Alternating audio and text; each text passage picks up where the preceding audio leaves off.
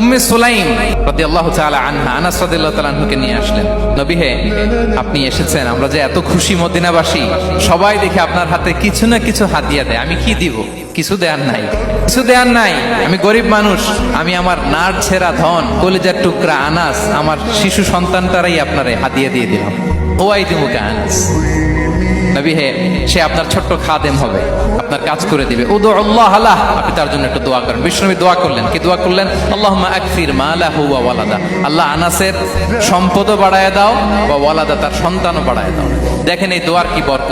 এই দোয়ার বরকতে আনাস বলে মদিনাতে যত খেজুর বাগান ছিল সবগুলো খেজুর বাগানে বছরে খেজুর হতো একবার, কিন্তু নবীর দোয়ার বরকতে আমি আনাসের বাগানে খেজুর হতো বছরে 2 বার। আর ওনার সর্বসাকুল্যে ছেলে মেয়ে ছিল, কোনো বর্ণনায় 78 জন, কোনো বর্ণনায় 80 জন।